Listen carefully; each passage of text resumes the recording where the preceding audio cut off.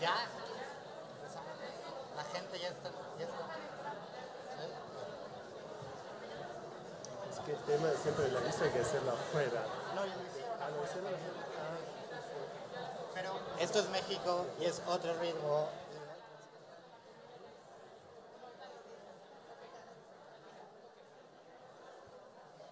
¿Cómo pronuncio tu apellido? ¿Aló?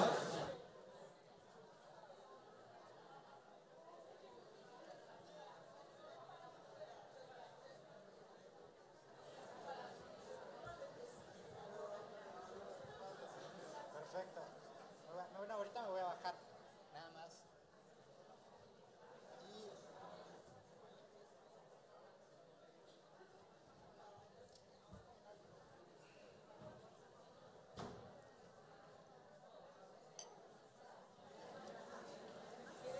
Sí. No.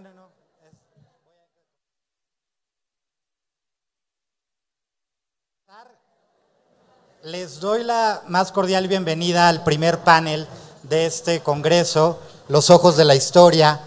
La mesa con la que vamos a comenzar la reflexión sobre imágenes concretas, después de este gran mapa que desplegó George sobre las imágenes deseantes y las imágenes desobedientes. Este primer panel toca el tema de volver a las imágenes, pero ¿cómo volvemos? Vamos a tener la participación de 3 investigadores con casos específicos. Me acompañan Emanuel Aloa, que nos acompaña de la Universidad de St. Gallen en Suiza. Están también 2 colegas de la UNAM, la doctora Laura González del Instituto de Investigaciones Estéticas y Esther Cohen del Instituto de Investigaciones Filológicas. Como vamos a proceder es cada uno presentará en alrededor de 25 minutos y después los invitaré a los 3 a que tengamos una discusión al interior del panel y también con ustedes. Así que antes de dar la palabra a Emanuel, solo quiero comentarles que en su visita a México él va a tener también 2 eventos más. El día miércoles una conferencia magistral a las 12 del día en el aula magna de la Facultad de Filosofía y Letras. El título de su conferencia es El malestar en la transparencia, que tiene que ver con el proyecto que está trabajando ahora. Y el día jueves tiene Emanuel un taller sobre el poder de las imágenes en la Universidad Iberoamericana. El taller es cupo limitado. Si tienen interés, pueden pedir informes en Campus Expandido. Así que sin más, le doy la palabra a Emanuel. Muchas gracias por esta presentación, muchas gracias por esta invitación y quiero decir desde el principio que Melina Balcázar Moreno sufrió mucho, creo, en tratando de traducir un texto mío que al final en realidad no voy a leer, solo un pedazo pequeño, y traté de escribir lo que será mi primera ponencia directamente escrito en lo que es una suerte de espagueti español. Con la inauguración de la exposición Sublevaciones este sábado, la muestra itinerante concebida por Georges D. Duberman con la complicidad de Marta Gili llegó a una nueva etapa de su travesía del continente americano. La resonancia con América Latina y la historia de sus múltiples convulsiones ya presente desde la primera versión en París, en la Galería Nacional Parisina del Jeu de Paume, se confirmó de manera aún mucho más evidente. El montaje de las obras expuestas opera un remontage, una salida hacia atrás en el tiempo y en particular modo con la historia de las luchas, de las revueltas y de los estremecimientos que han ocurrido en México y en Latinoamérica en general. Este simposio se hace eco de estas preocupaciones a partir de un título que Georges Duberman mismo dio a una serie de libros, L'œil de l'histoire, y Lisa Misrahi, que quiero agradecer aquí para invitarnos a todos, amplió la perspectiva pluralizando los ojos y las miradas. Bueno, esta invitación que me llegó a juntarme a vosotros me dejó con un sentimiento doble, un sentimiento de gran alegría por un lado, porque es una ocasión para volver a México, que fue un lugar de mucha hospitalidad y encuentros importantes para mí, pero también un sentimiento de ansiedad por no saber exactamente cómo responder de la mejor manera a esa invitación que me fue hecha a volver aquí y a platicar con vosotros esa maravillosa expresión idiomática del español mexicano. Y mientras me estaba todavía preguntando cómo interpretar a mi manera esa convocatoria y proponer a mi vez una variación a lo que podría ser una reflexión en torno a los ojos de la historia, a partir de nuestra situación contemporánea, me interrogaba cómo en mi mente el tema de las sublevaciones estaba tan de inmediato relacionado a este significante tan masivo que es el significante América Latina. Dos elementos me retumbaron directamente a la cabeza. El primer elemento es un elemento de lectura. Mucho antes de pisar el suelo latinoamericano, mi imaginario fue moldeado por lecturas, obviamente, obras narrativas, el realismo mágico en particular, pero también por ensayos y documentos, y hay que subrayar en particular una obra que tuvo mucho impacto, en mi caso, Las venas abiertas de Latinoamérica, del escritor y ensayista uruguayo Eduardo Galeano. Y de hecho me puse de nuevo a hojear este trabajo tan detallado de las convulsiones de un entero continente, todavía tan actual, a pesar de que había salido ya en el 1970. Este relato no constituye solo un escrupuloso catálogo de las heridas sucesivas desde la época colonial hasta la explotación del siglo XX, pero también de las numerosas sublevaciones que provocaron. Y Galeano, eso me llamaba la atención, Galeano empieza un capítulo del primer libro por el tema de las sublevaciones desde la colonización del siglo XV. El abogado Alonso Suazo, que luego será gobernador de Nueva España en 1518, llevaba a cabo actividades de supervisión en Santo Domingo cuando escribía en una carta a Carlos V, cito, «Es vano el temor de que los negros pueden sublevarse. Todo está en cómo son gobernados. Yo hallé al venir algunos negros ladinos, otros subidos a monte, azoté a unos, corté las orejas a otros, ya no se han venido más queja». Sin embargo, Alonso Suazo se equivocaba. 4 años después estalló la primera sublevación de esclavos en América. Los esclavos de Diego Colón, hijo del descubridor, fueron los primeros en levantarse y se sucedieron otras rebeliones en Santo Domingo y luego en todas las islas azucareras del Caribe. Y aunque todos terminaron colgados en las horcas, me parece fundamental indicar cómo la historia de las heridas latinoamericanas fue también desde el principio una historia de sublevaciones. Pasamos directamente del duelo a la revuelta. En particular hoy, en 2018, cuando creo se celebrará en otoño los 50 años del masacre de Tlatelolco, que está indeleblemente ligado a la historia de esta universidad. El segundo elemento que me vino a mente cuando pensaba a lo que significaba para mí la relación del tema de las sublevaciones a Latinoamérica fue un recuerdo un poco menos bibliófilo, más directo, más autobiográfico, porque mi primera estancia en Latinoamérica coincidió con un momento muy importante de aquello que he sido testigo, la revolución política en Bolivia, que se concluyó en 2005 con la elección de Evo Morales. Mientras estaba haciendo yo un trabajo muy eurocéntrico, o sea, trabajando en un instituto de cultura para una retrospectiva de cine europeo, asistí fascinado a un proceso político que resultaría en la sublevación en contra de la injerencia de intereses ajenos y privilegios clasistas y el hecho que por primera vez en la historia del país la población indígena que constituye 2/3 de Bolivia tuvo el derecho de aprender su propio idioma en las escuelas y tener por primera vez una representación política. En las favelas de La Paz, que está en la parte alta, porque ustedes deben ser todo, se invierte, los ricos viven abajo, los pobres en el alto, porque hay menos oxígeno.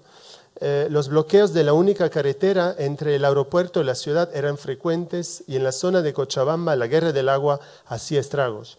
La población resistía al proyecto del presidente Hugo Banzer, que quería privatizar el acceso al agua y vender los derechos a una multinacional. Los fines de semana trataba de viajar a zonas lejanas donde están los pueblos aymara y por ciertas zonas mineras como Potosí. Lo que vi ahí en el Cerro de Potosí en particular, este inmenso hormiguero humano donde los mineros trabajan en condiciones infernales a 4.000 metros y adentro las temperaturas se pueden subir hasta los 45 grados en el fondo de la tierra, me hizo escribir ciertos reportajes para periódicos europeos. Y el problema que tuve es que las fotos que había hecho, todos se quemaron por el estudio fotográfico, supuestamente el mejor de La Paz, y tuve que hacer un trabajo de volver a las imágenes, buscar imágenes en los archivos y descubrí otros proyectos de empoderamiento de los mineros que habían sido desarrollados en otras minas del sur de Bolivia. Y en vez de dejar a activistas, periodistas o viajantes, como podía hacerlo yo, la tarea de representar su cotidiano, en particular una mina, una muy célebre, la mina llamada Siglo XX, ciertos mineros habían participado en experiencias de self-empowerment, de empoderamiento, y equipados con cámaras fotográficas. Hay que decir que esta mina del siglo XX fue un lugar donde se estalló en el 1952 el primer movimiento de autonomización en Bolivia. Fue nacionalizado la mina y muchas de las luchas sociales partieron de ahí. La Federación Sindical de Trabajadores Mineros de Bolivia fue fundamental y en este sentido Bolivia fue uno de los países más libres durante muchas décadas. Entre los 50 y los 80 los mineros trabajaban de manera bastante autodeterminada y hasta que en los 80 hubo una caída catastrófica del precio del estaño en los mercados internacionales. Y eso creó una crisis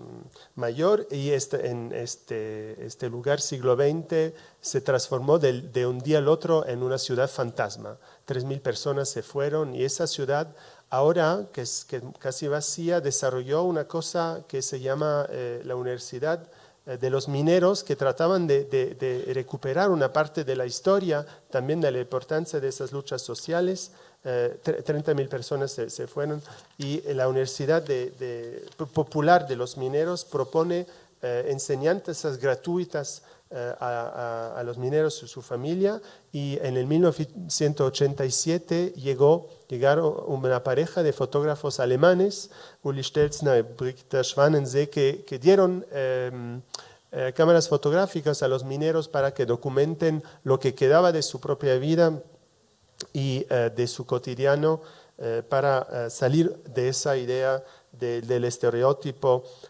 y inventar otra memoria, una memoria desde abajo, una memoria que no se les impone desde afuera. Todo eso está conservado hoy en Yayagua y en el Museo de los Mineros en Oruro. Ese tema me parece muy fundamental, toda la cuestión del derecho a la mirada, derecho a la representación, y en particular me encanta estas fotos, una familia que está caminando por el alto en el cerro, esas temperaturas hace muy frío, ahí arriba hay nieve, y están caminando y ahí vemos el hijo que está sublevando un palo. ¿Qué es este palo? Este palo es el huipala en Aymara. Es la bandera, la bandera inca, la bandera del Tihuantinsuyo, la bandera multicolor, que es en realidad la reivindicación de la identidad indígena, y todavía está arrollada para ser transportada, pero luego se abre, y me gusta mucho me fascina esta foto desde hace mucho tiempo de este anónimo hijo de minero que camina por la montaña del cerro. Segundo punto, derecho a la mirada. Hemos estado hablando ya de ese tema. Muchas sublevaciones son insurgencias en contra de la expropiación de nuestras visibilidades, reclamaciones para aparecer de nuevo y aparecer según otras modalidades que las modalidades impuestas. Pregunta es, ¿existe algo como un derecho a la propia imagen? porque eso supondría que la imagen puede ser nuestra, que pueda ser objeto de una apropiación definitiva, lo que me parece muy problemático. Dentro de la imagen impuesta, una imagen privatizada, todavía, sin embargo, hay toda una amplitud de otras posibilidades. Tenemos que hacer resonar esta pregunta de todos los modos posibles a quienes les toca una imagen. En este momento también estoy llevando a cabo una investigación sobre la noción de ser afectado. Georges lo sabe y él nos llamó la atención sobre la importancia de ser sublevado, la psique sublevada a través por el afecto, la importancia de los afectos para la acción, para una ética y quizás también para una política. Los afectos no son solo el espacio de lo irracional y de lo impetuoso, sino también los que nos transporta como seres sensibles y nos permite compartir registros del sentido común. Dicho en otras palabras, no hay sentido sin sentidos. A veces la tradición legal se olvida de sus propios fundamentos cuando usa la categoría del ser afectado, sin ninguna conexión al afecto sensible.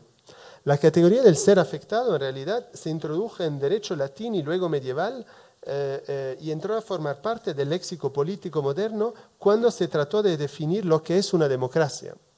Una de las definiciones más comúnmente aceptadas de un régimen democrático es decir que un sistema democrático se define por el hecho de que todos los que serán afectados por una decisión tienen un cierto derecho a mirada sobre esta decisión.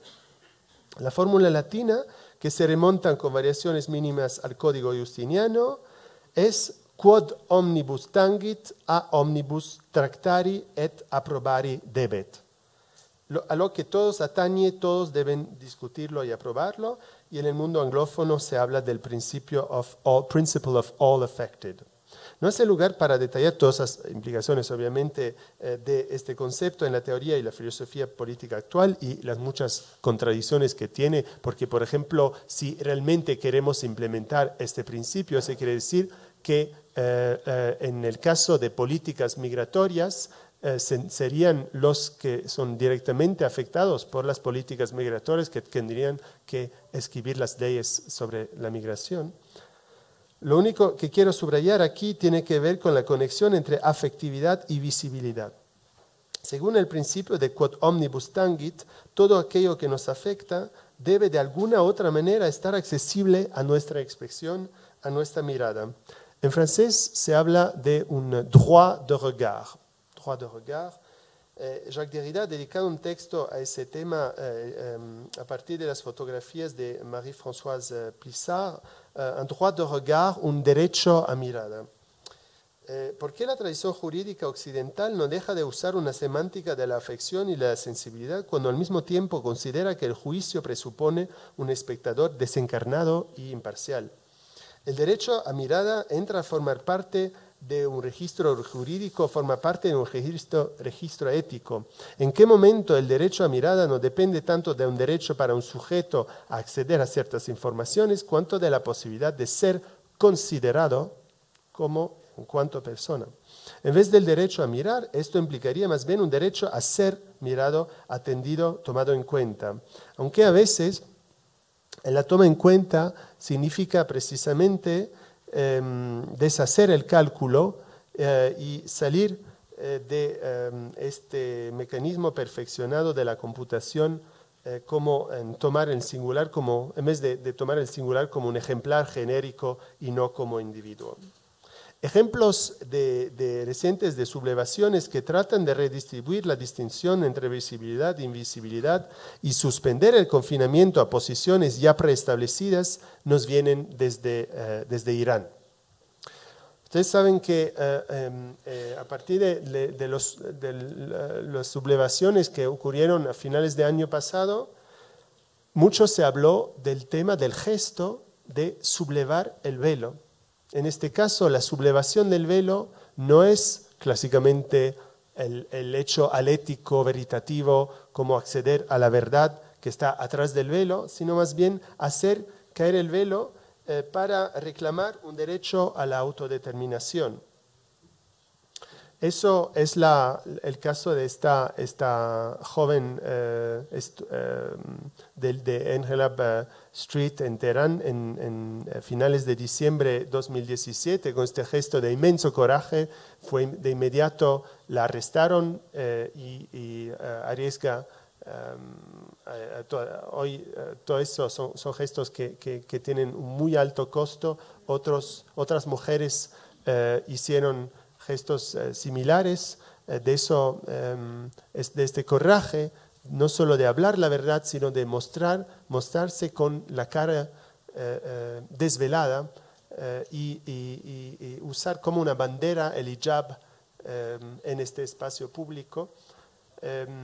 También me llama mucho la atención una foto que circuló menos, pero es esta estudiante de la Universidad de Teherán en el 30 de diciembre de 2017, que usa o se pone el velo en una otra parte de la cabeza de lo que está impuesto, y se transforma en una suerte de forajido, se dice. Bueno,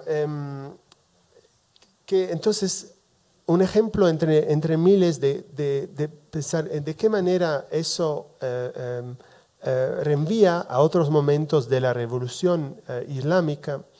Y reaparecieron hace poco una serie de fotos de otras marchas de mujeres que algunas semanas después de la revolución islámica, las mujeres marchaban por las calles y para reclamar su derecho a no dejar imponerse el velo, el hijab, en 1979. Y no podemos no ver estas nuevas formas, inventadas, completamente nuevas, porque no conocían estos ejemplos. Son fotos tomadas por un fotógrafo que ahora vive en Inglaterra, sin pensar que hay algo como una sobrevivencia de las formas, sobrevivencia de los gestos. ¿Qué quiere decir mirar entonces con los ojos de la historia? ¿Cómo considerar de lo que percibimos que lo que percibimos es definido por palimpsestos de sentidos, por imágenes que preceden, sin que estas previsiones constituyen ya una manera de anticipar lo que viene y que cierre horizontes insospechados? Este simposio no nos invita solo a interrogar lo que es una sublevación en su forma y sus fuerzas, sino también por sus marcos históricos, los lugares temporales en los que se ubica.